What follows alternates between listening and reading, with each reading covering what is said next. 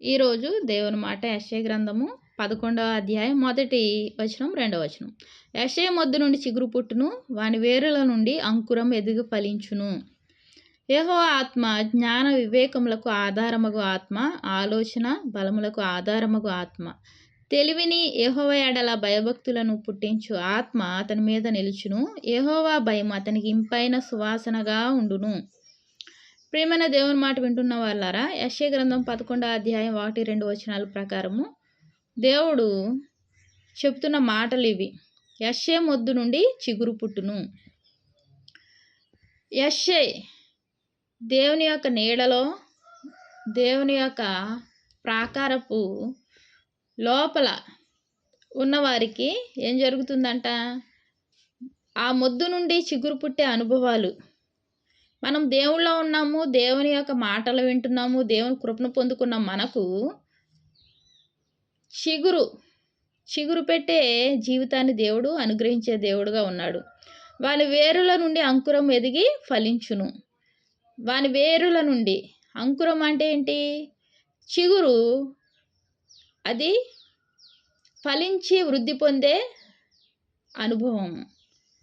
ఎదిగి ఫలించును. యెహోవా ఆత్మ జ్ఞాన వివేకములకు ఆధారమగు ఆత్మ. దేవుని యొక్క ఆత్మ ఎటువంటిది? జ్ఞాన వివేకములకు ఆధారమగు ఆత్మ అంట. ఆలోచన బలములకు ఆధారమగు ఆత్మ. ఆలోచన అనుగ్రహించడమే కాదు, బలం కూడా అనుగ్రహించే ఆత్మది.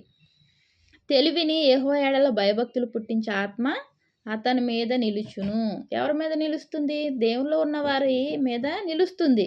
దేవునిలో లేని వారికి నిలుస్తుందా? నిలవదు. ఎందుకు? వారి యొక్క అనుభవాలు, వారి యొక్క ఆచారాలు, వారి యొక్క పద్ధతులు, వారి యొక్క ఆలోచనలు వేరేగా ఉంటాయి. వారు దేవునిలో ఉన్నట్టు నటిస్తారే కానీ వారి యొక్క హృదయము దేవునికి చాలా దూరంగా ఉంటుంది. అందుకే వారికి మంచి చెడు ఏమీ తెలియదు. వారికి ఇక్కడ దేవునిలో ఉన్న వారికి తెలివిని యెహోవా ఎడల భయభక్తులు పుట్టించే ఆత్మ నిలిచేదిగా ఉంది. యెహోవా భయం అతనికి ఇంపైన సువాసనగా ఉంటుందంట.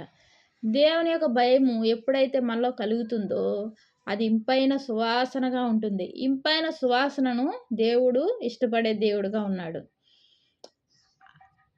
ఇష్టపడి ఏం చేస్తాడు? బలాన్ని ఇస్తాడు. బలము అలాగే దేవుని యొక్క ఆత్మ మన మీద నిలిచిలాగా ఉంచుతాడు.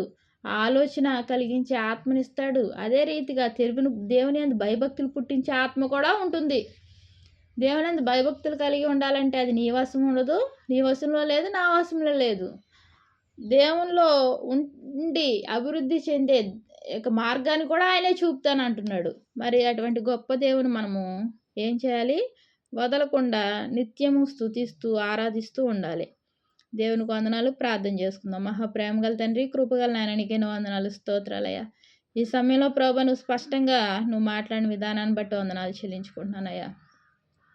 నీ ఆత్మ బలమైన ఆత్మ ప్రభు నాయన, బలాన్ని అనుగ్రహించేది, ఆలోచన అనుగ్రహించేది, జ్ఞాన వివేచనలకు ఆధారముగా ఆత్మను ప్రభు నాయన మాపై ఉంచి ఈ వాక్యాత్రలో నడిపిస్తున్న దేవా నీకే వందనాలు, స్తోత్రాలయ్యా.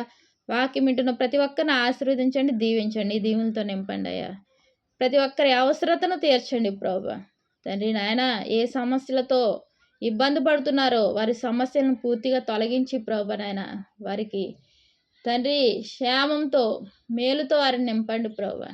మీకు ఎన్నో వందనాలు, స్తోత్రాలు చెల్లించుకుంటున్నా ప్రభుని ప్రియరక్షకుడు అయిన యేసుక్రీస్తు వారి నామంలో అతి వినయంగా బ్రతిమలాడి వేడుకుంటున్నాను తండ్రి. ఆమేన్. Praise lord.